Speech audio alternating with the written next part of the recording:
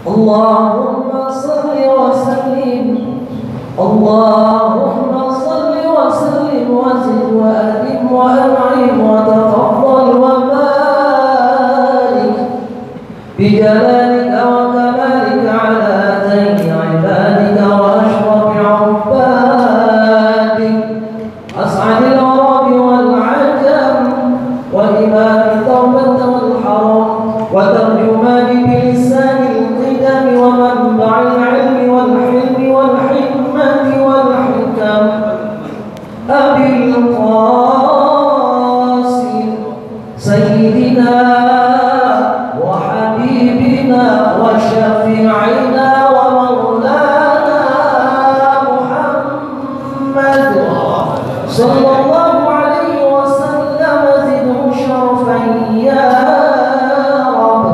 يا رب كرما وتعظيما ورفعة ومهابة وبرا. ورضي الله تبارك وتعالى عن ذوي الفخر العلي والقدر الجليل ساداتنا وإمتنا وموالينا أبي بكر وعمر وعثمان وعلي وعن بقية الصحابة وقرابة رسول الله صلى الله عليه وعليهم أجمعين والحمد لله رب العالمين. Assalamualaikum warahmatullahi wabarakatuh. Bismillahirrahmanirrahim. Alhamdulillahi rabbil alamin. Wassalatu wassalamu ala sayyidina Muhammadin wa ala alihi wa sahbihi ajma'in. Thumma qala radhiyallahu anhu, kemudian berkata Imam Ali radhiyallahu anhu, ala adullukum alal faqihi kullil faqihi. Apakah tidak aku tunjukkan, maknanya maukah aku tunjukkan akan kamu, alal faqihi, atas orang yang faqih, kullil fiqhi, sehabis-habisnya fiqih. Qalu, berkata mereka murid-murid Imam Ali, bala ya amiral mu'minin, ya mau wahai amiral mu'minin.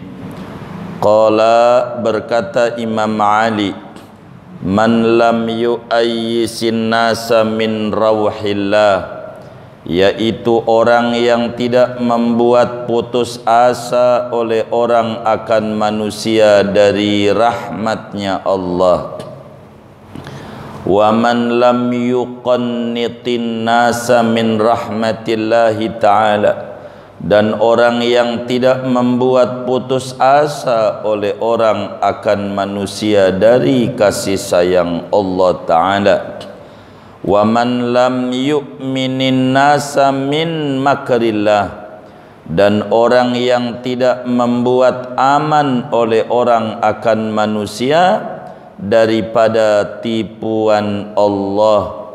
Wa man lam yuzayyin lin nasi ma'asi Allahi, dan orang yang tidak menghiasi bagi manusia akan maksiat kepada Allah.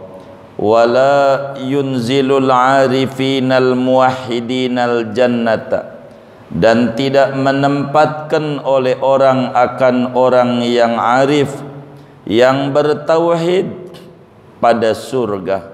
Wala yunzilil asinal mudhnibinan nar, dan tidak menempatkan oleh dia akan orang maksiat yang berlumuran dosa ke neraka. Hatta yakuna rabbu huwallazi yaqdi bainahum, sehingga adalah Tuhan itu adalah yang memutuskan antara mereka. Wala ya'manu khairu hadhil ummati min adzabillah, dan tidak merasa aman oleh sebaik-baik ini umat dari azabnya Allah. wallahu subhanahu wa ta'ala yaqul, dan Allah subhanahu wa ta'ala yaitu berfirman, fala ya'manu makrallahi illal qaumul khasirun, maka tidak merasa aman akan tipuan Allah, melainkan yang merasa aman adalah kaum yang merugi. Wala yai'asu syarru hadhil ummati min rawhillah, dan tidak putus asa oleh seburuk-buruknya ini umat daripada rahmatnya Allah.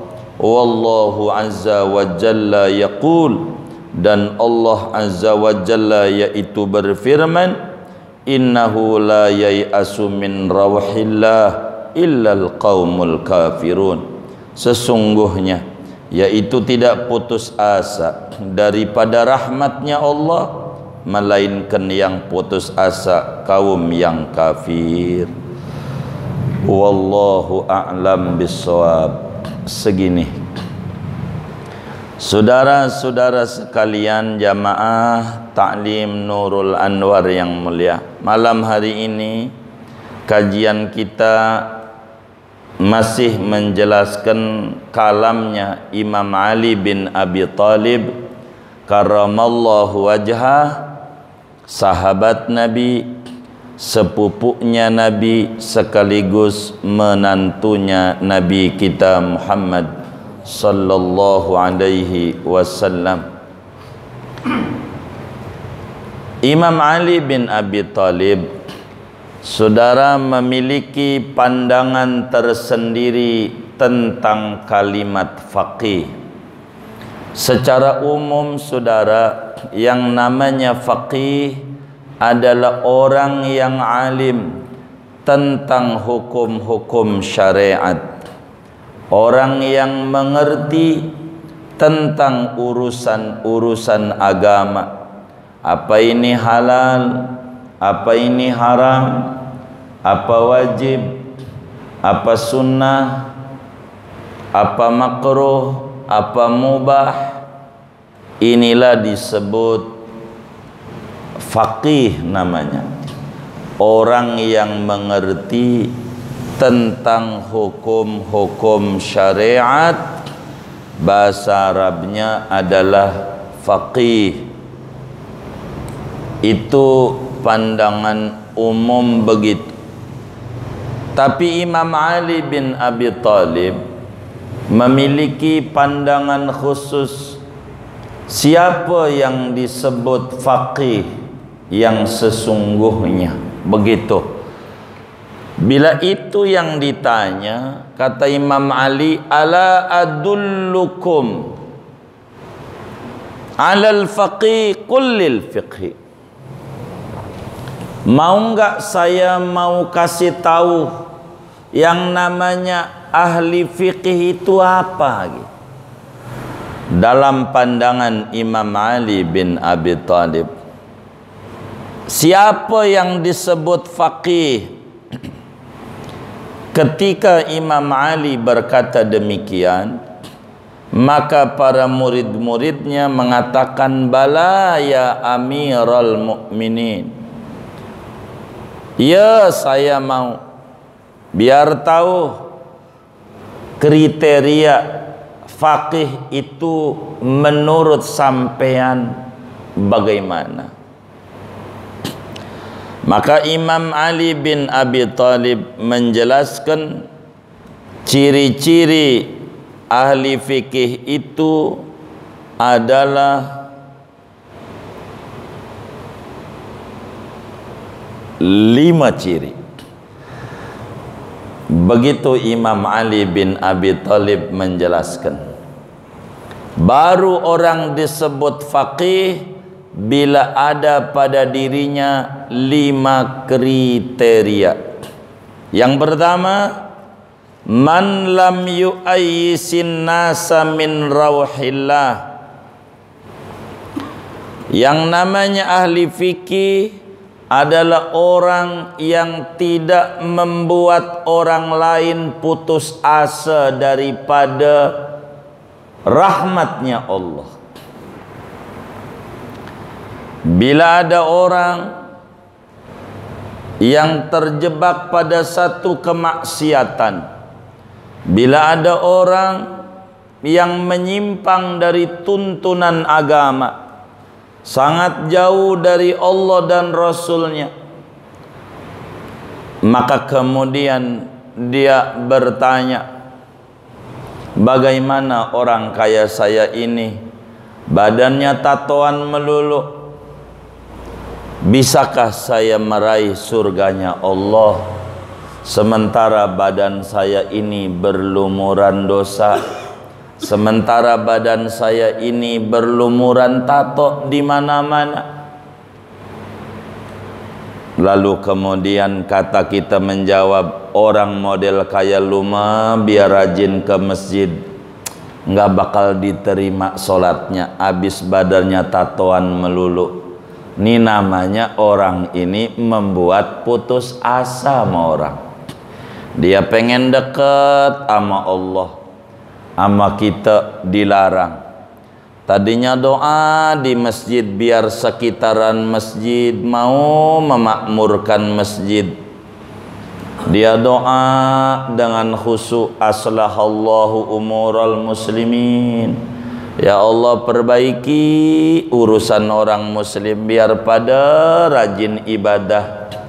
Akhirnya dengan doa dia diijabah oleh Allah. Sekarang dia ke masjid, pas nyampe masjid dikata oleh kita, tumben lubang sholat. Begitu kata kita, dikata tumben. Akhirnya dia berhenti dari sholatnya. Itu ulah kita. Jadi yang tadinya pengen ibadah jadi berhenti. Kita bukan kategori faqih dalam pandangan Imam Ali bin Abi Thalib. Sebab orang dikata faqih man lam yu'ayyisin nasa min rauhillah, orang yang tidak membuat orang lain ciut hatinya, membuat orang lain terpuruk hatinya, makinan jauh dengan Allah, tapi dia mendorong orang sekelam apapun masa lalunya, bila dia balik kepada Allah, Allah terima. Orang yang kaya begini mengajak hamba-hamba Allah untuk dekat dengan Allah, dialah yang disebut faqih dalam pandangan Imam Ali. Satu contoh, dulu ada orang namanya Wahsy bin Harb. Wahsy bin Harb adalah orang dari Afrika. Orangnya putih, saking putihnya antara badan dan rambut tidak beda. Badan mana, rambut mana, nggak ada beda. Saking apanya? Saking apanya? Hitamnya. Begitu, hitam banget. Kalau kita kan hitamnya kita ini antara kulit sama rambut kan beda. Ini sama, hitam banget. Sama pantat wajan masih putihan pantat wajan. Saking apanya? Hitam. Dialah salah satunya Wahsy, orang dari benua Afrika, dari negara Eritrea. Wahsy bin Harb al-Habasyi, seorang budak belian dimiliki oleh Jubair bin Mut'im bin Adi. Mut'im bin Adi ini Wahsy, budak. Karena orang yang hitam ini kuat, badannya nggak gampang lemah, maka banyak bekerja di Arab kala itu. Meletus perang Badar tahun kedua Hijriah. Di Badar itu 190 km dari Madinah. Meletus perang Badar tanggal 17 Ramadan tahun kedua Hijriah. 2 Hijriah. Perang Badar meletus. Alhamdulillah wa syukurillah kaum muslimin mengalami kemenangan melawan 1000 orang dengan pasukan 313 pasukan. 1 orang lawan 3, menang. Gugur muslim 14, 8 dari Ansor, 6 dari Muhajirin meninggal di Badar. Moga kita diberi rezeki luas bisa ziarah semuanya ke Badar. Amin ya rabbal alamin.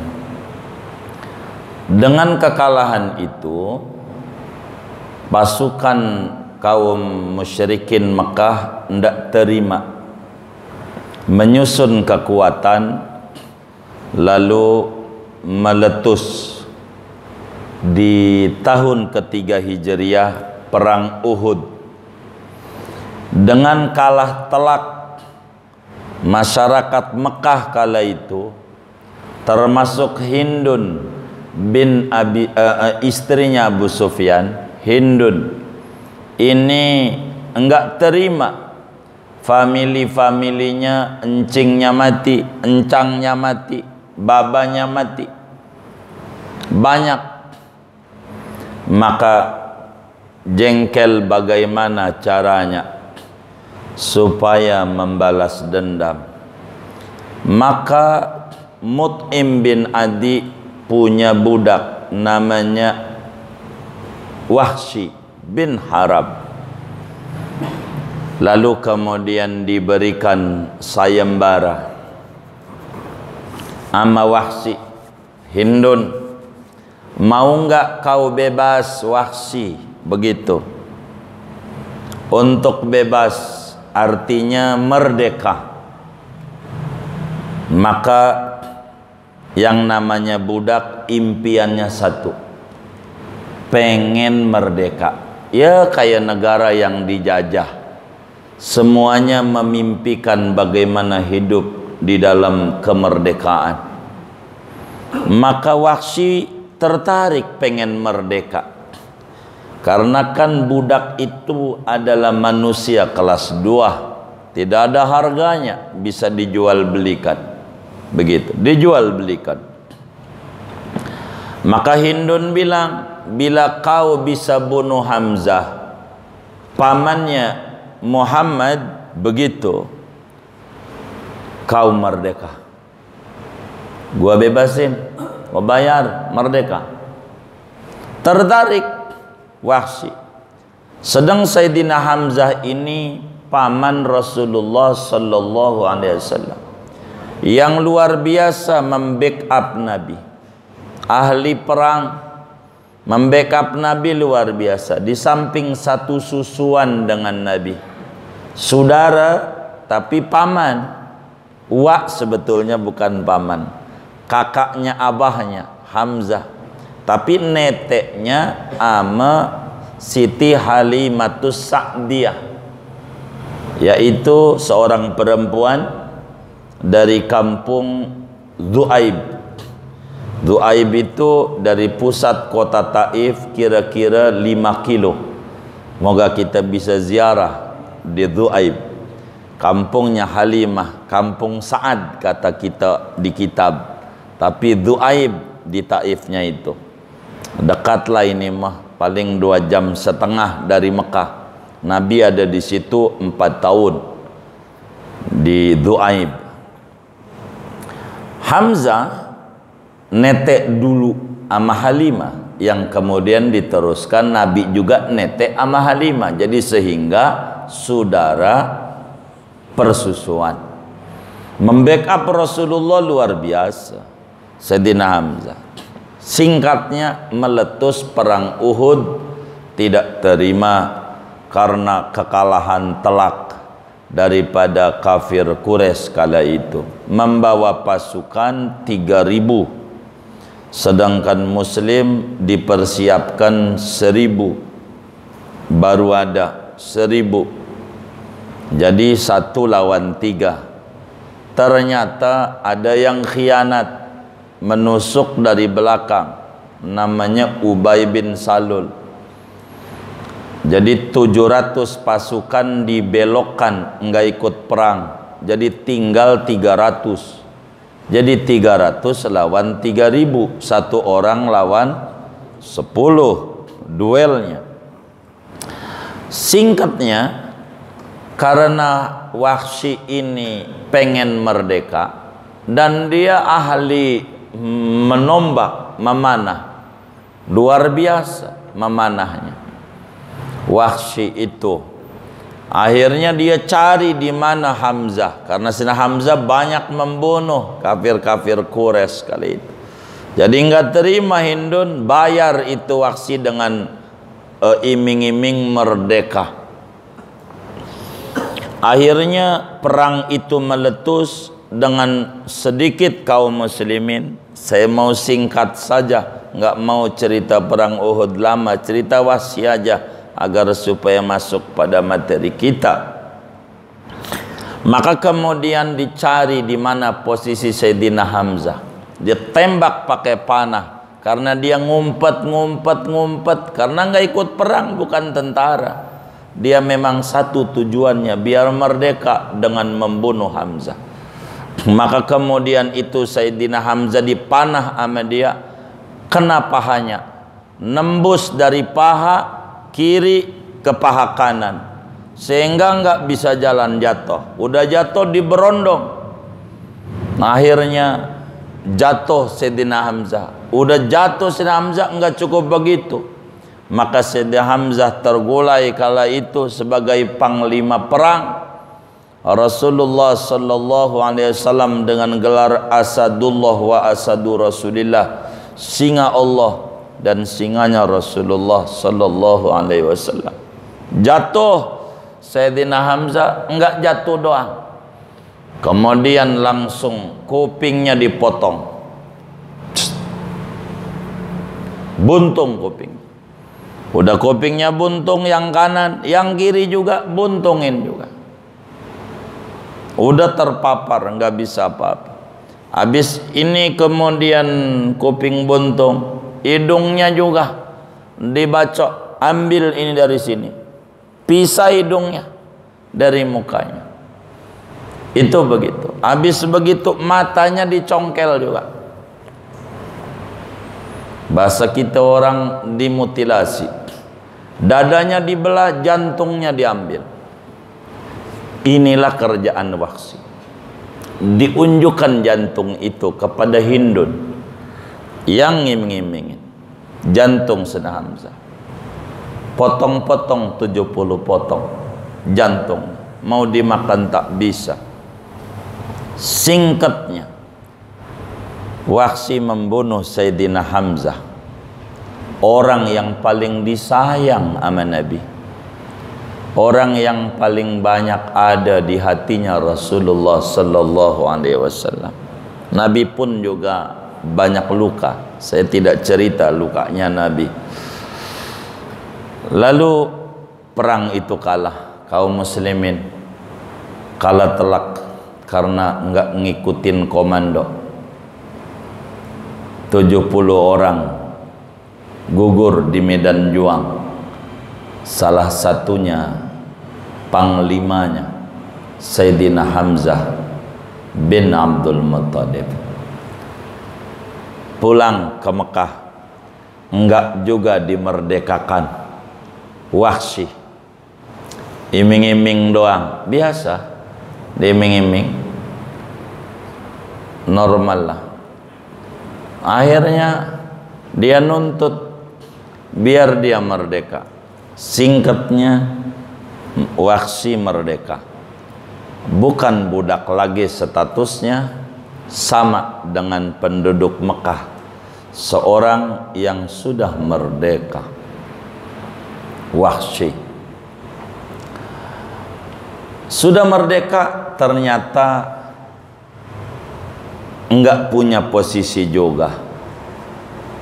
Dia ngiri bagaimana dalam Islam menempatkan manusia sama Bilal orang sekampungnya, Bilal bin Abi Rabah, sama-sama dari Afrika, dari Eritrea, tapi Bilal kedudukannya sama dengan yang kulit putih.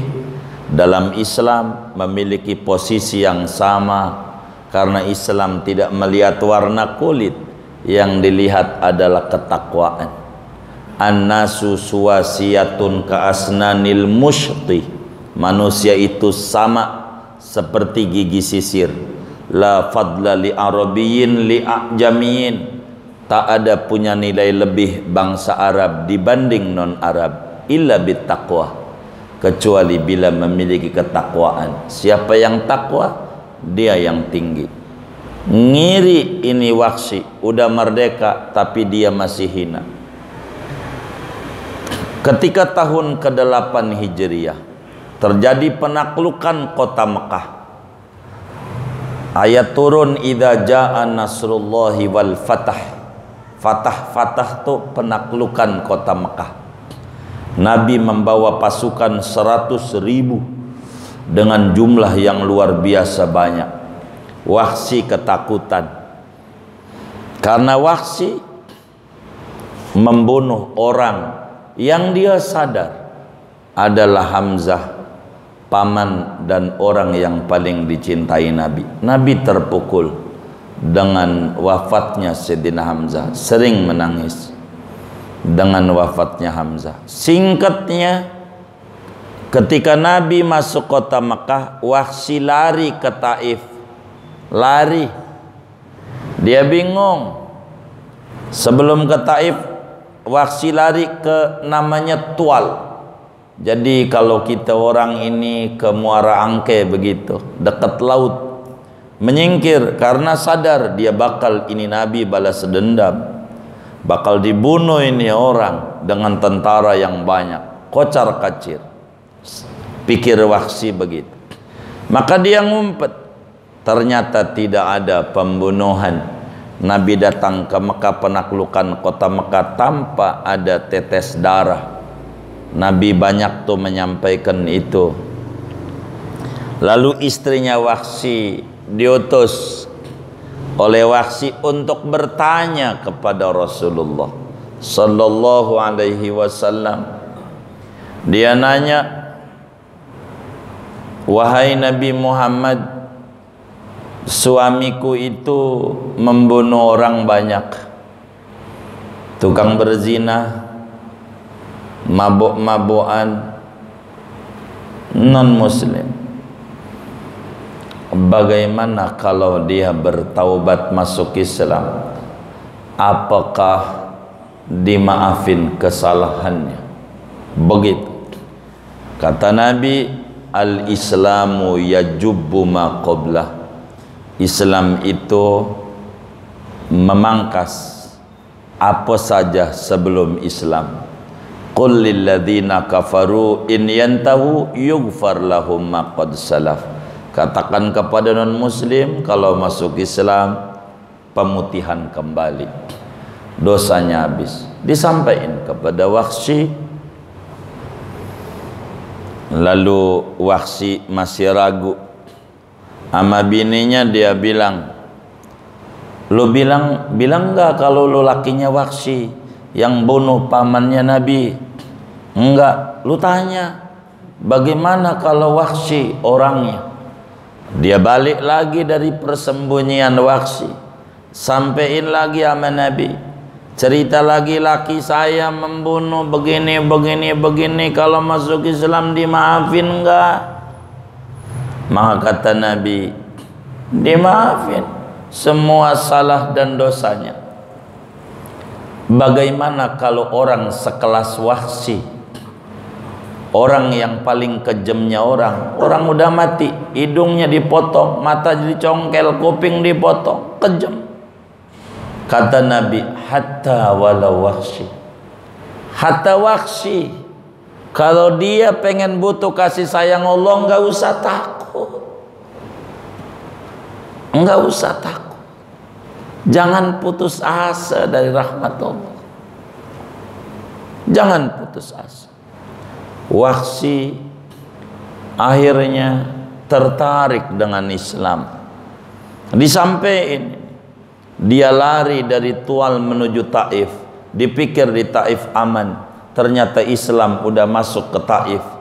Orang Taif banyak Islam. Dia pengen lari ke Yaman, tapi ada yang bilangin, ente nggak usah lari sama Nabi. Nabi itu kalau udah masuk Islam nggak diapa-apain. Enggak, ente Islam aja. Enggak, kan ente udah cerita bini ente begitu. Akhirnya Wahsy datang ke Madinah bersama rombongan Taif, menyampaikan pengen masuk Islam. Pengen. Kata Wahsy di hadapan Rasulullah sallallahu alaihi wasallam, saya Wahsy pengen Islam, tapi saya masih bingung dengan Islam ini, dengan kondisi saya. Saya dengar ada ayat, wa man yaf'al dzalika yalqa asaman yudha'af lahul azab wa yakhlud yaumal qiyamah wa yakhlud fihi muhana. Dalam surat Al-Furqan, kan dengar, orang Arab ngerti ya Quran. Walladzina la yad'una min dunillahi ilahan wa la yaqtuluna an-nafsa allati harramallahu illa bil haqq wa la yaznun wa man yaf'al dzalika yalqa asama. Siapa orang musyrik, menduakan Tuhan, non muslim, membunuh orang, berzina, yalqa asama, dia mendapatkan dosa. Yudha'af lahul adab, siksaannya berlipat-lipat pada hari kiamat. Masuk neraka, wa yakhlud fihi abadi, di neraka muhana, dalam keadaan hina. Bahasa gampangnya, saya udah zina, saya udah membunuh orang, saya non muslim, tapi saya pengen Islam. Bagaimana? Maka kemudian turun ayat yang sangat-sangat menarik di telinga. Lanjutan daripada ayat itu, illa man taba wa amana wa amila sholihan. Kata Nabi, Allah bilang, kalau orang udah bunuh orang, udah main perempuan, ya Allah, dari ujung Asem Pondok Kacang sampai itu Tegal Rotan, tahu itu begitu, muanya udah dicobain. Kemana perempuan, dia mabuk, dia minum, dia begini begitu.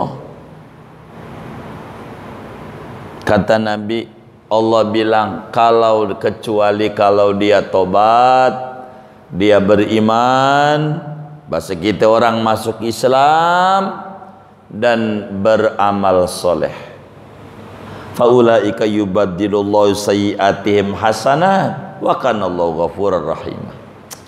Kalau dia beriman, dia beramal soleh, ndak apa-apa.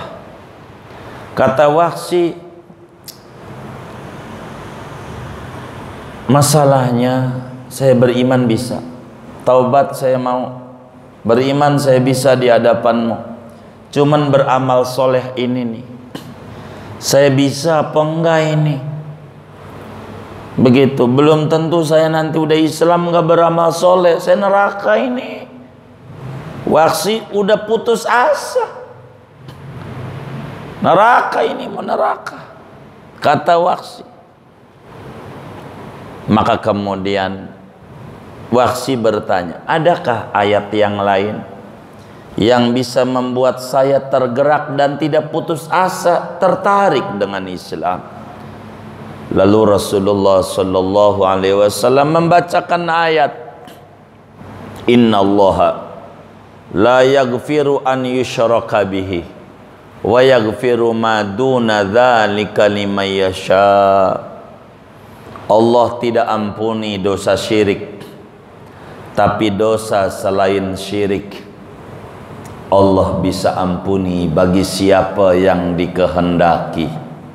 Kata Nabi, asal dosanya bukan syirik saja Allah ampuni. Kata Allah dalam Al-Quran, siapa yang Allah kehendakinya. Kata Waqsi, ini cukup menarik, wahai Nabi Muhammad, cuman saya masih bimbang di hati ini, apakah saya termasuk orang yang dikehendaki oleh Allah dosanya diampuni atau tidak. Begitu Waqsi berkata. Tapi Nabi tidak membuat Waqsi putus asa. Sebab al-faqih, kullil fiqih itu kata Imam Ali, man lam yu'ayyisin nasa min rawhillah. Begitu kata Imam Ali. Orang faqih itu begitu. Kata Imam Ali. Maka Nabi bacakan ayat yang sangat menarik bagi kita yang mudanya ancur-ancuran dah. Gak usah didongengin, aduh malu lembaran itu. Bingung kalau dibuka. Berapa banyak mangga orang yang habis sama kita. Aduh udah bingung dah. Maka Nabi bacakan ayat, Qul ya ibadiyalladzina asrafu ala anfusihim la taqnatu mir rahmatillah. Innallaha yaghfiru dzunuba jami'ah. Wahai hamba-hambaku yang sudah melampaui batas, jangan putus asa daripada kasih sayang Allah, jangan. Sebab Allah mengampuni dosa seluruhnya, bas habis. Jangan takut. Waqsi mendengar ini, dia yang tadinya putus asa menjadi tertarik dengan Islam. Kata Waqsi, hadza wa hadza, ya saya siap Islam. Sebab Allah ternyata mengampuni dosa model apa aja. Yang penting tidak putus asa. Maka Waqsi kemudian bersahadat di hadapan Rasulullah sallallahu alaihi wasallam. Ashhadu an la ilaha illallah wa ashhadu anna Muhammadar Rasulullah. Sudah Islam. Kemudian Nabi nanya sama dia, ente Waqsi yang membunuh pamanda saya? Kata Nabi, kata Waqsi, iya Nabi, iya saya yang bunuh. Lalu Nabi bertanya, ini cerita tadi, saya mau nyambungin sebab ceritanya harus berawal dulu. Saya balik cerita itu. Imam Bukhari tulis dalam Sahih Bukhari, dan banyak kitab-kitab sejarah tulis. Imam Qadhi Iyad tulis cerita ini juga dalam kitab-kitab sejarah. Waqsi menjadi sahabat Rasulullah sallallahu alaihi wasallam, dan kita mengucapkan radhiyallahu anhu sebab Waqsi sahabatnya Rasulullah, meski telah membunuh orang yang paling disayang oleh Nabi. Lalu Nabi bertanya Waqsi, boleh enggak ente dongeng, hadisni kaifa qatalta Hamzah bin Abdul Muttalib. Boleh enggak ente dongengin nama saya, bagaimana cara ente membunuh Hamzah pamanda saya?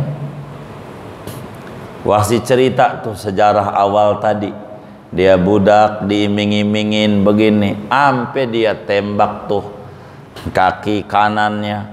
Udah begitu kemudian Hindun nggak bisa memerdekakan kalau nggak dia congkel, dia punya mata dicongkel matanya, lalu kemudian kupingnya dipotong. Ini orang yang paling didemeni Nabi. Nabi dongeng tuh didongengin sampai netes Nabi. Hidungnya dipotong, lidahnya, bibirnya dipotong. Tuh bibirnya, lidah dipotong. Jantungnya, dada dibelek, jantungnya diambil. Singkat panjang banget, ya Allah. Luar biasa. Nabi nangis. Nabi minta sama Waksi, kalau boleh ente kalau ngaji duduknya jangan di depanan nih, di belakang aja. Aneh jangan lihat wajah ente. Waksi bertanya, katanya dimaafin. Aneh kalau lihat wajah ente. Aneh ingat Sayyidina Hamzah yang ente ceritain itu. Aneh sedih. Jadi muka aneh itu langsung terbayang Sayyidina Hamzah. Baik. Maka Waksi selalu kalau ngaji duduknya di belakang. Bukan yang di belakang nih Waksi, bukan ini. Jangan ente tuduh yang di belakang ini Waksi ini. Begitu. Waksi itu di belakang terus. Waksi makin Islam, makin cinta sama Rasulullah. Luar biasa sama Nabi. Makin terpukul hatinya. Makin terpukul hatinya Waksi. Makin sedih. Ngebayangin kalau dia punya pamanda dibunuh kayak begitu. Bagaimana sikap dia? Dia memahami perasaan Rasulullah. Dia banyak minggir. Artinya bagaimana dia berbuat yang bisa nyenengin Nabi, karena dia telah membunuh orang yang paling dicintai oleh Nabi. Bagaimana dia berbuat dengan tangannya yang bisa nyenengin Nabi, sampai Nabi wafat merasa belum terbayar. Terjadilah ada namanya Musailamah Al-Kadzab, Nabi palsu. Singkatnya, Nabi palsu. Waksi berkeinginan, meski Nabi tak lihat bagaimana tangan yang telah membunuh kekasih Allah dan kekasih Rasulullah, maka pengen juga membunuh musuh Allah dan musuhnya Rasulullah. Maka singkatnya Musailamah Al-Kadzab mati dengan panah yang dulu nembak Sayyidina Hamzah, dengan panah yang dulu membunuh Sayyidina Hamzah, dengan tangan yang dulu membunuh kekasihnya Rasulullah sallallahu alaihi wasallam. Musailamah Al-Kadzab mati di tangan Waksi. Sujudlah Waksi, ya Rabb, moga ini menjadi penebus kesalahanku membunuh kecintaan Rasulullah dengan saya membunuh musuhnya Rasulullah. Waksi akhirnya minggir, lalu ada di Hamas di Syria, dan kuburannya sekarang di Syria dekat dengan Sayyidina Sauban, khadimnya Rasulullah sallallahu alaihi wasallam. Moga kita bisa ziarah ke Syria. Kita ziarah, ini makamnya berdekatan, rame, diziarahi banyak orang. Sayyidina Waksi bin Harb radhiyallahu an. Singkatnya, Imam Ali pernah nanya sama muridnya, pengen tahukah siapa yang disebut faqih? Muridnya bilang, mau. Kata Imam Ali, man lam yu'ayyisin nasa min rauhillah. Orang yang ahli fikih itu orang yang tidak membuat orang mundur dari rahmat Allah, selalu memotivasi. Yang belok dilempengin sama dia, yang merasa dirinya terpuruk jauh dideketin sama dia. Tak membatasi pergaulan, tapi dia ditarik. Yang nggak mau ngaji bagaimana biar ngaji. Dia didorong. Yang nggak ngerti bagaimana biar ngerti. Yang badannya tatoan tidak dibuat dia lemah. Ini tatoan bagaimana? Cakep. Allah Maha Pengampun. Ente taubat, cukup taubat saja. bikin tato dosa. Tapi kalau kau bertaubat, Allah ampun. Ibadah kalau bisa jangan maghrib aja, ditambah isya, lebih cakep. Diberi motivasi orang untuk dekat dengan Allah, diberi motivasi orang untuk akrab dengan Allah.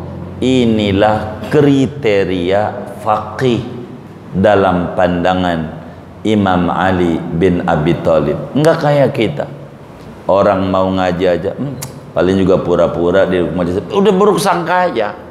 Ini belum faqih yang kayak begini. Orang ngaji mau biarin aja, mau ngaji dia ngajinya pakai kitab, mau denger doang namanya jiping, nggak apa-apa, bagus, masih ngaji. Mau jider ngajinya nyender, nggak apa-apa, bagus, yang penting judulnya ngaji. Begitu. Jidur nggak apa-apa, jinggo ngaji ngigo nggak apa-apa aja, begitu, bagus judulnya ngaji. Jadi jangan kita membuat orang lari dari Allah, biar kita itu dikata faham sama agama. Maka ratiban, lihat ratib haddad, doain orang mulu. Begitu mengajak orang untuk dekat, mendoakan supaya wabah hilang. Ya latifan lam yazal ultuf bina fi manazal, innak latif lam tazal ultuf bina wal muslimin. Tuhan, sayangi kami pada wabah yang turun ini. Engkau maha penyantun. Sayangi kami dan kaum muslimin yang lainnya. Sian, yang sakit sembuhin. Wa yasfi mardona wa mardol muslimin. Sembuhin yang sakit dari keluarga kami, keluarga muslim. Turatib, doain orang. Sebab apa?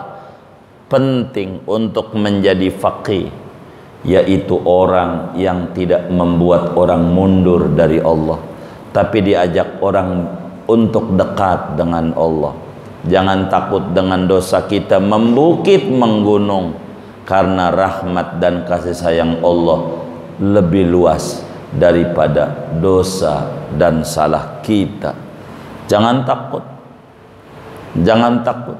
Orang yang punya salah, merasa dirinya salah, lebih disenangi oleh Allah daripada orang yang rajin ngaji tapi dia sombongnya luar biasa. Begitu, salah dia. Begitu kata Imam Ibnu Athaillah dalam hikamnya, maksiatun awrasat dzullan wan kisaran khairun min ta'atin awrasat izzan wastikbar. Kesalahan yang mendatangkan kerendahan hati itu lebih baik daripada ibadah yang mendatangkan kesombongan. Iblis ibadah luar biasa, tapi sombong akhirnya. Hina, Adam berbuat salah tapi merasa terpuruk, banyak berdoa sama Allah dengan makan buah yang dilarang, dijadikan Sofiullah, Nabi dan Rasul pertama dalam sejarah umat manusia. Kita nggak usah takut, kita ngaji aja, datang aja dia majelis, enggak apa-apa. Begitu, jangan takut, kita ibadah aja. Begitu, ibadah. Kita belum bisa, enggak apa-apa, belajar semua juga. Jangan kita diajak ngaji, bang ngaji yuk, gua belum bisa, emang juga begono, kita juga belum bisa ngaji. Kita ngaji, jangan takut, pelan-pelan. Moga dalam keadaan kita ibadah lalu kita wafat, maka kan cakep, husnul khotimah. Jadi kita jangan mundur. Faqih itu bukan sekedar mengerti hukum agama, tapi bagaimana memotivasi orang untuk tidak putus asa dari kasih sayang Allah. Kedua, kata Imam Ali bin Abi Thalib, wa man lam yuqannitin nasa min rahmatillah. Ciri-ciri orang yang disebut faqih, orang yang tidak membuat putus asa dari kasih sayang Allah. Nampaknya sama, tapi tidak, saudara. Ma huwal ya'su wa ma huwal qanut. Apa ya'as bahasa Arab? Apa qanut bahasa Indonesia? Kesannya sama. Ya'as putus asa, qanut juga adalah putus asa. Tapi tidak, Al-Quran menyamakan itu. Sebab bila dikata putus asa, Allah labelin orang itu kafir. Kalau putus asa, seperti Allah nyatakan dalam Al-Quran, innahu la yai'asu min rauhillah illal qaumul kafirun. Yang ya'as itu putus asa dari rauhillah, kasih sayang Allah juga. Ya'as itu gelarnya kafir. Orang yang putus asa, ya'as bahasa Arabnya, itu dia mendapatkan gelar kafir. Tapi kalau qanut min rahmatillah, la taqnatu min rahmatillah. Kalau ya'as min rauhillah, ada rahmat, ada rauh, ada ya'as, ada qanut. Ini bahasa Arab, tapi maknanya berbeda. Kalau qanut, wa may yaqnatu min rahmati rabbih illa dhallun. Kalau kita qanut daripada rahmat Allah, pangkat kita namanya dhal, orang yang tersesat. Kalau dhal, belum tentu kafir. Tapi kalau kafir, udah pasti tersesat. Sebagaimana dalam surat Al-Fatihah, ghairil maghdubi alaihim waladdallin. Begitu. Apa ini qanut yang kedua nih? Jadi bila putus asa membuat orang jadi stres, ini bukan faqih. Membuat orang jadi stres, jadi mundur. Jangan. Larinya kebanyakan kepada musibah. Orang terpuruk, dia dagang rugi, lalu kemudian kita, aduh hari ini Gojek gua kagak dapat. Ini nggak tahu nih tangan nih sialan ini, ngebit kalah mulu. Lalu kata bininya, dasar lu mau jadi laki geblek. Itu namanya buat putus asa. Ini namanya bukan fakih.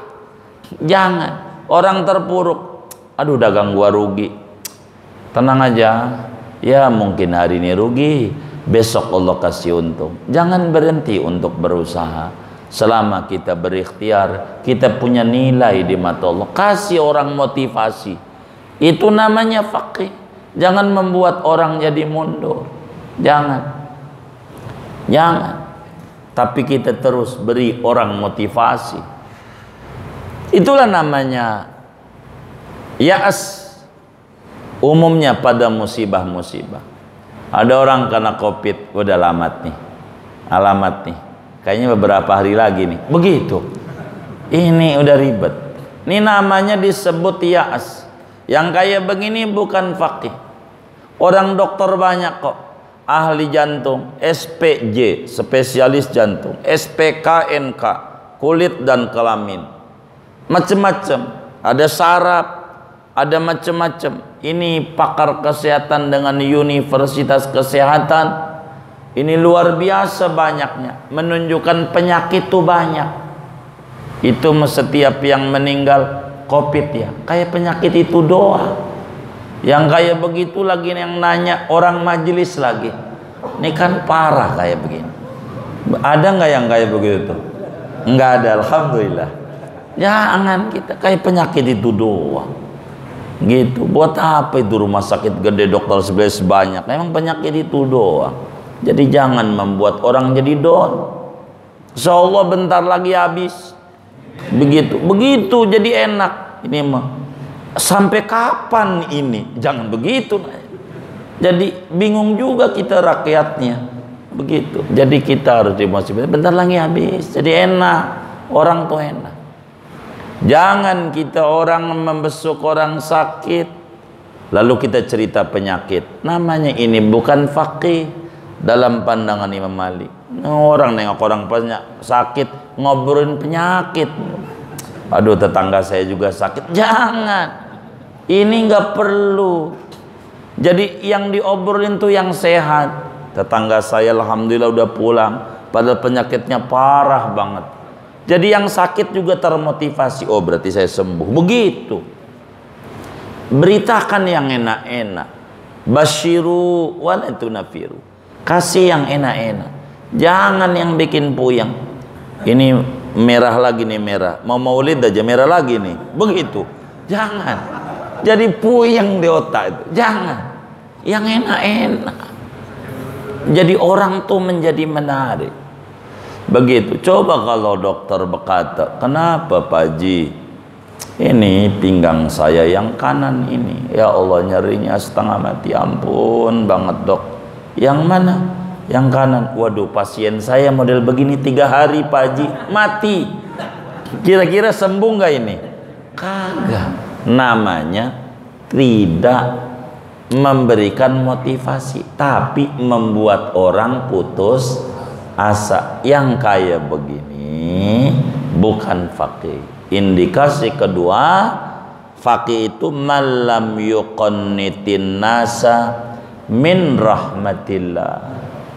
Siapa yang kayak begitu? Rasulullah, para sahabat, para tabi'in. Itu kayak begitu. Beri orang motivasi. Ada orang datang sama Nabi, Nabi saya pengen masuk Islam. Kita sering dengar itu hadis itu. Tapi kalau boleh saya mohon nama engkau, spesial dia buat saya. Saya ini hobinya main wadon, jangan dilarang buat saya. Buat saya doang. Yang lain nggak apa-apa dilarang. Saya ini nggak bisa ini ninggalin main wadon, ama minum, ama judi. Kata sahabat yang lain, ya yang kayak begini ngerusak Islam aja, nggak usah.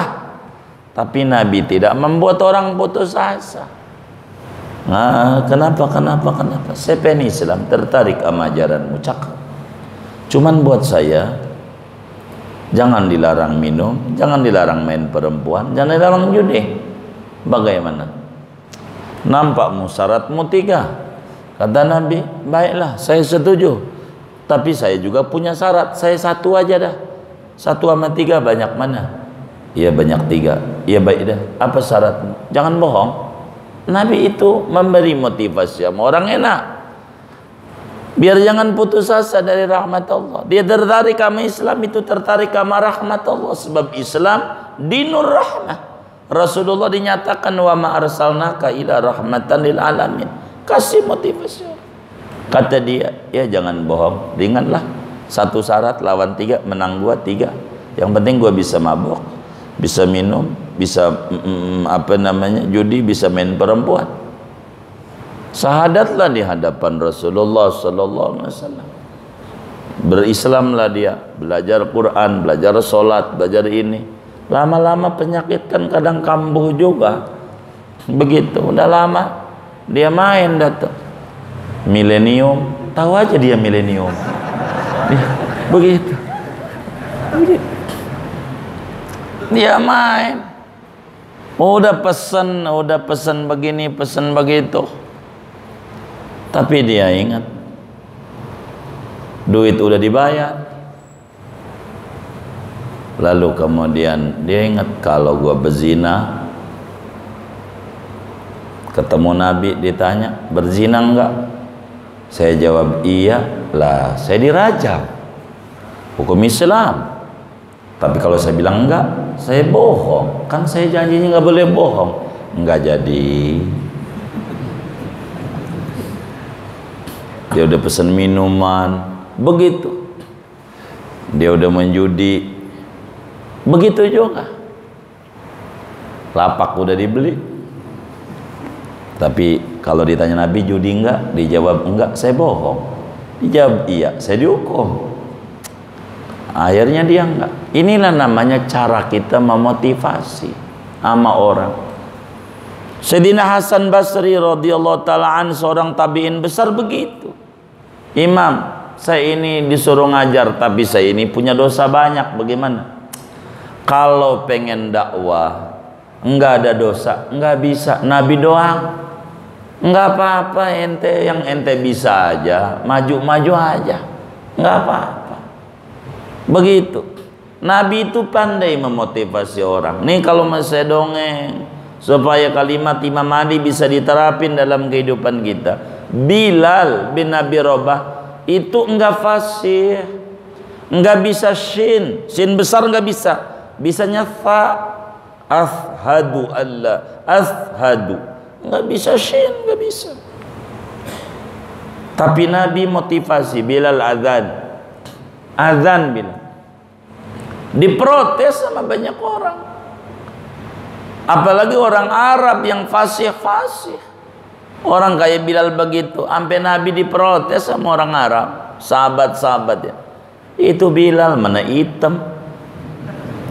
Kayak begitu.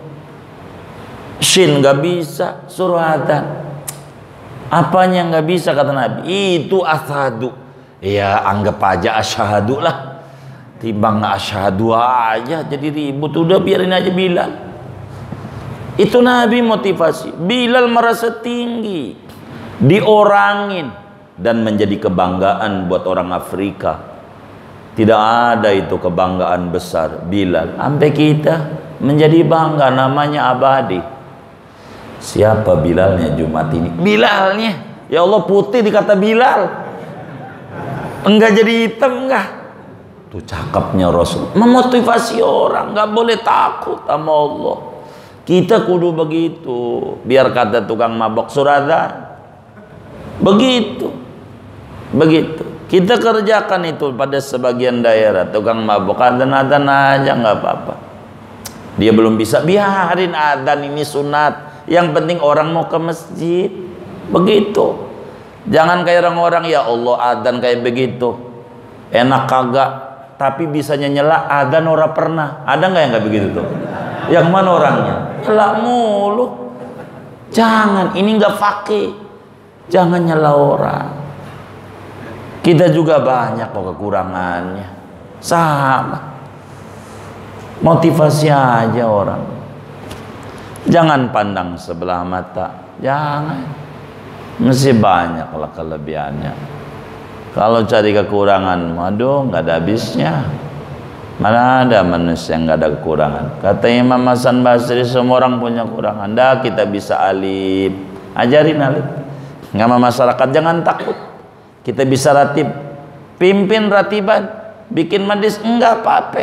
Tukang mabok biar mabok, enggak apa-apa. Waktu ratiban kan gak mabok insya Allah. Tar lama-lama berhenti kok. Jangan membuat orang mundur dari agama ini. Jangan membuat Islam terkesan teroris. Jangan membuat orang antipati sama Islam. Tapi berikan Islam itu agama yang menebarkan kasih sayang. Kenapa orang-orang berbondong-bondong masuk Islam? Karena perilaku para wali songo adalah perilaku yang tidak membuat orang mundur dari Islam. Dan ini yang harus kita bawa dalam kehidupan kita, supaya kita masuk pada kriteria apa yang dikata oleh Imam Ali, mal faqih, ala adullukum alal faqih. 3 kata Imam Ali, wa man lam yu'minin nasa min makrillah. Orang yang ahli fikih, orang yang tidak membuat orang lain merasa aman daripada tipu daya Allah. Itulah fikih. Itulah faqih orangnya.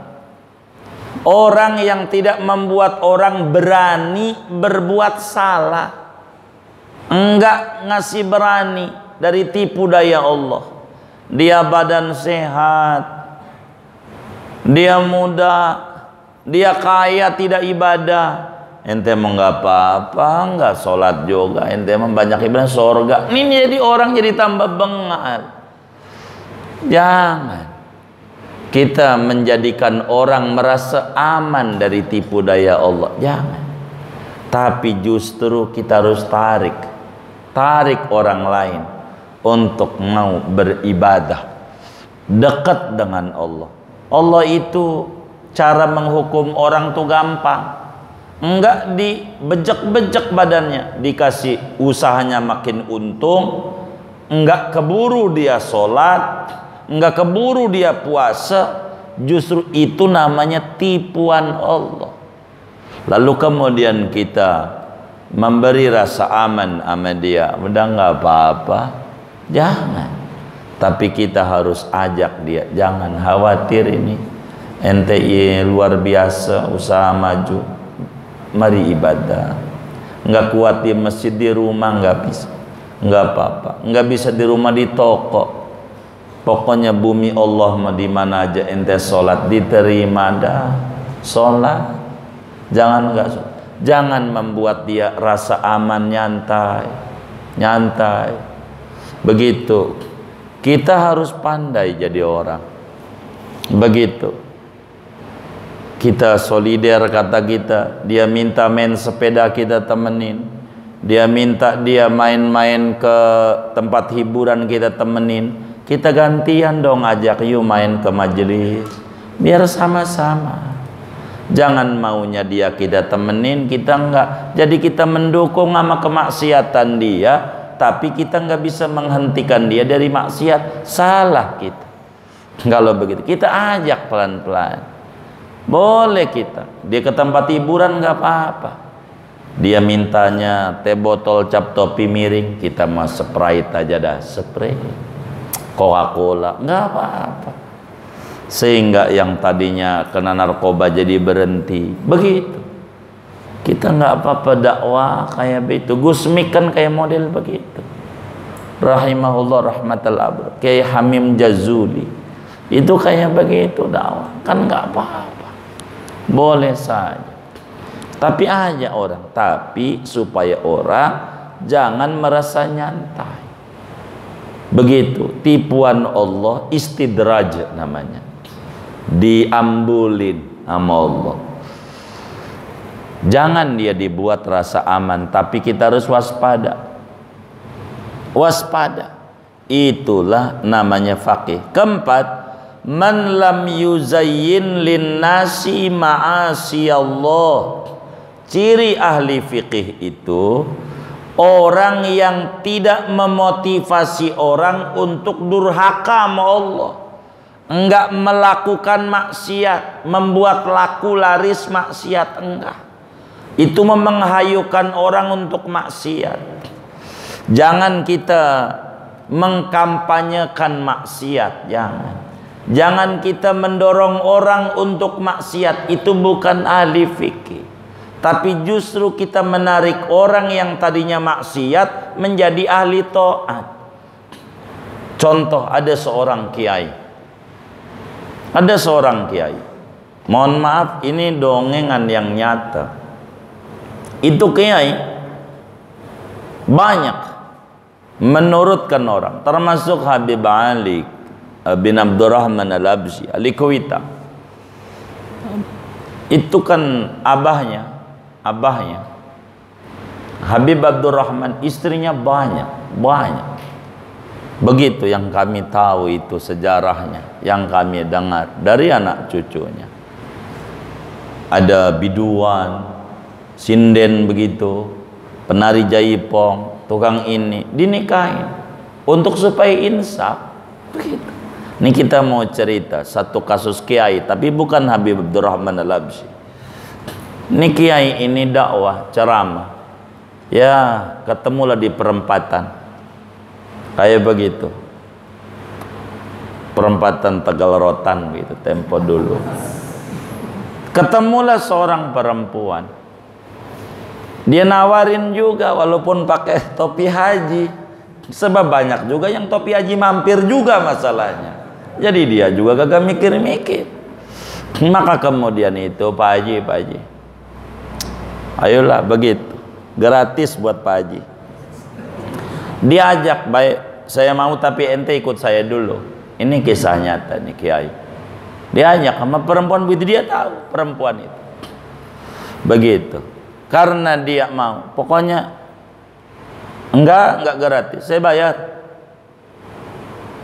Berapa biasa bayaran mahal Anda? Saya bayar. Yang penting ente ikut. Karena dia butuh duit. Dia mau ikut. Mau kemana? Ya ikut. Ternyata mau ceramah. Banyak ribuan. Dan dia bingung. Bingung, dia dandanan kayak begitu. Pakai kerudung juga enggak. Maka kemudian kata Pak Kiai sama panitia, tolong pinjem kerudung. Bunyai kerudungnya jatuh. Bunyai kata dia. Ini pelacur. Dikata bunyai. Maka kemudian itu diambilin kerudung dengan baju kayak. Ambilin kerudung rapi, ikut. Siapa? Bunyai. Itu orang pada cium tangan bolak-balik yang nggak pernah dia dapat. Itu bunyai, bunyai palsu. Dihormati luar biasa, dihormati. Sampai dia nangis, merasa terpukul dia punya jiwa. Begitu, luar biasa. Ya Allah, dikasih hadiah banyak banget. Singkatnya, saya singkat ini kasus ini. Sampai kemudian pulang, naik mobil. Ya Allah, dapat duit, dapat baju, dapat ini macam-macam, busana muslim banyak dikasih hadiah. Kata sang kiai, dia bilang, kenapa ini orang? Pak Kiai, saya bawa kemari. Orang hormati Anda karena begini. Jadi Anda ini sebetulnya orang yang layak dihormati. Bila Anda bisa menghormati diri Anda, Anda udah pakai kerudung, orang hormat. Orang panggil bunyai karena ikut doang sama saya. Orang panggil bunyai. Nggak mungkin kiai bawa orang sembarang orang. Taubatlah dia, insaf. Begitulah jadi orang. Begitu. Tidak membuat orang makin berani sama maksiat. Jangan kemudian kita nemenin orang mabok, dia diam aja lalu kita ke majlis, enggak kita ajak, salah kita. Dia ngadu ayam kita temenin, tapi kita ke masjid enggak diajak, salah kita. Itu namanya bukan faqih. Faqih itu enggak begitu. Tapi bagaimana orang tidak berani untuk maksiat, tapi yang tadinya ada pada kubangan maksiat berhenti. Muallim Syafi'i Adami rahimahullah rahmatal abrar, di antara sekian banyak gurunya yang tidak boleh berhenti dihaulin cuman satu, Muallim Saidan, ulama besar dari Kemayoran yang kuburannya di Bekasi, di Keranji. Itu dihaulin. Kita tanya juga, kenapa ini? Karena beliau ini faqih, kata Muallim. Dakwah pada tempat perjudian, beliau jago judi. Mau dia remi bisa, balak enam apalagi, jago banget. Itu begitu. Itulah yang namanya Muallim Saidan. Beliau cerita, kalau judi pakai tikar musola, itu yang selalu diceramain oleh Muallim Syafi'i Adami. Tikar musola. Kalau ketemu dohor minta berhenti. Enggak boleh kalau kita menang mau berhenti. Enak lu berhenti. Jangan berhenti. Dohor. Ya tapi terus. Ini tikar punya musola, kita sholat dohor dulu. Baru terus. Baik deh. Pak Haji, yang penting terus. Iya terus. Sholat dohor dulu. Imam dulu. Itulah Muallim Saidan. Ngimamin dohor. Habis selesai dohor, ba'diyah, judi lagi. Itu muridnya tidak sedikit mantan preman. Tidak sedikit. Kalau kita yang ngaji banyak, itu bukan preman, nggak berhasil. Tapi yang preman jadi insaf ini luar biasa. Itulah yang disebut faqih. Bagaimana membuat berhenti ahli maksiat menjadi li ta'at. Jangan kita memotivasi orang untuk maksiat. Jangan. Sebab itu bukan ahli fiqih dalam pandangan Imam Ali bin Abi Thalib. Keempat, malam yuzayyin linnasi ma'asi Allah. Orang yang tidak menghiasi maksiat menjadi orang berani. Maksiat yang dosa dikata remeng-remeng, nggak apa-apa. Jangan. Itu jadi kiai, ada orang anjing minta disolatin, anjing mati, solatin, ribut di kampung. Anjing, ini anjing minta disolatin. Akhirnya dibawa, itu datang sama kiai, ribut di kampung itu, anjing minta disolatin. Lalu kemudian disampaikan oleh yang punya anjing, ini wasiat baba ana, pokoknya kalau anjing baba mati disolatin. Ini haram. Cuman baba ana ada wasiat kedua, kalau yang nyolatin dan ngimamin dikasih tanah 5 hektar. 5 hektar solatin aja, solatin. Ini masalah 5 hektar kan lumayan. Dia masuk juga ke masjid tuh kiai, kata kiai kita solatin, masalahnya kan lumayan 5 hektar. Maka disolatin, sampailah orang kampung itu bertanya, ini Pak Kiai, kenapa harus disolatin? Begini, setelah saya istikharoi ini anjing anak cucunya anjing Ashabul Kahfi. Ini anjing, ini namanya ngajak berani orang bermaksiat. Yang salah diberikan dalil, jangan. Kalau salah jangan didalilin. Kalau salah, jadi orang jadi berani berbuat salah. Jangan begitu, pakai dalil. Jangan membuat orang berani berbuat maksiat. Ini nggak benar, bukan ahli fikih. Ada orang nanya, Kiai, bagaimana? Ada orang nyolong ayam, dia makan paha ayamnya, bagaimana hukumnya? Dia haram. Cuman kan ayam ini bumbunya dari bumbu dapur kita nih Kiai. Kalau bagaimana kalau bumbunya aja? Bumbunya ya, punya siapa? Sendiri. Bumbunya halal. Karena punya sendiri. Begitu, halal. Begitu. Ini namanya membuat orang berani berbuat maksiat. Ini bukan fakih. Lalu ayam itu waktu dituang bumbunya jatuh di piring, kan waktu dituang itu kuahnya, lalu ayamnya jatuh paha itu, bagaimana? Kata Kiai, itu jatuhnya sengaja apa kagak? Dia jawab kagak sengaja. Kalau kagak sengaja lu kotoh ini ya, lu kotoh dia kata. Halal. Ini namanya nggak bener ini fatwa. Jadi fatwa sesuai pesanan, ini nggak bener, jangan kita. Ini namanya bukan fakih. Bukan, jangan kita fatwa mengikuti pesanan, jangan, tidak benar. Kelima, ciri ahli fikih itu wala yunzilul arifinal muwahhidinal jannata wala yunzilul asinal mudnibinan nar hatta yakuna rabbu huwaladzi yaqdi bainahum. Kata Imam Ali, kelima, yang namanya ahli fikih adalah orang yang tidak memastikan muslim surga, yang tukang dosa neraka. Itu namanya ahli fikih. Tidak memastikan tukang berbuat dosa neraka. Ada orang mati bunuh diri, oga nyolatin, gak. Emang apa? Dia bunuh diri. Namanya bukan ahli fikih. Mestinya dia ditanya, itu yang bunuh diri agamanya apa? Mesti tanya dia, agamanya apa yang bunuh diri itu? KTP-nya Islam, sholatin. Sebab bila muslim mati, kewajiban muslim yang hidup 4: mandiin, kafanin, sholatin, kuburin. Mau dia kiai ke, mau bukan kiai, mau ahli taat, ahli maksiat, kalau muslim mati, sholatin. Bunuh diri, sholatin.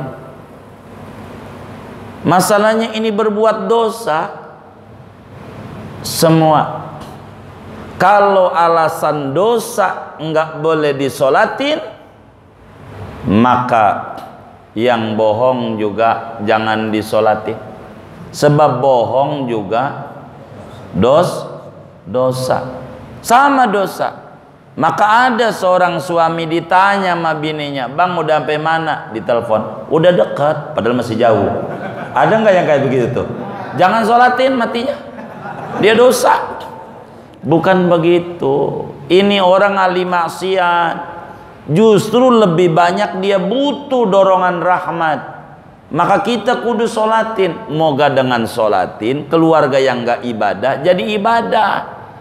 Jangan kita pastikan neraka yang mati dalam maksiat, belum tentu.